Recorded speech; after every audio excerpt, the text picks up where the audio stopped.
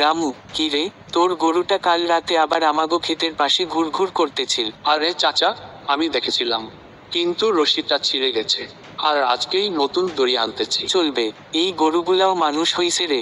দিনে গরু, রাতে গুপ্তচর। একেবারে সিআইএ। তোমরা জানো, এ বছর বৃষ্টির যা অবস্থা, আমনের ফলন বেশ ভালো হবে। ও, কিন্তু জমিতে সার নাই চাচা, আবার টাকাও নাই। এক কাজ কর, আমার ঘরেই তো একটু ইউরিয়া পড়ে আছে, নিতে পারিস। না না চাচা, আপনার দরকার হবে।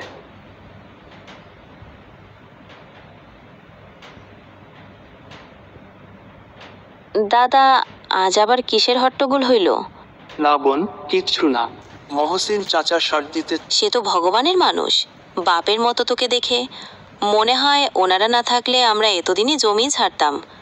মা, ভালোর ভালো ফল হয় রে, এইটা আমরা ওনাদের কাছ থেকে শিখেছি।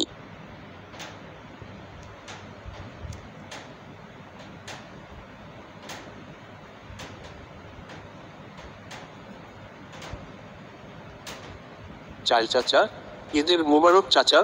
ঈদের মুবারক বেটা, এসো, এসো ভেতরে।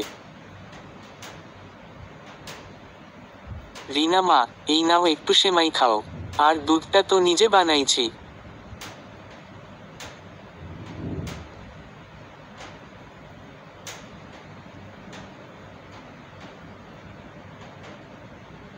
এটাই তো সম্প্রীতি।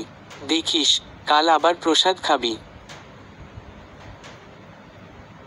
কালকেই তো আপনাদের দাওয়াত, বিজয়া দশমীতে খিচুড়ি খেতে আসবেন। যাব না, তুই ডাকলে কি না যাওয়া চলে? রামু, রামু, কেমন আছিস? চাচা, চালাক গেল, বইপত্র সব ভিজে গেল। ধুর, এসব কিছু না, তোরা সবাই আমার ঘরে চল। এইটাই আমাদের সত্যিকারের ধর্ম, একে অন্যের পাশে দাঁড়ানো।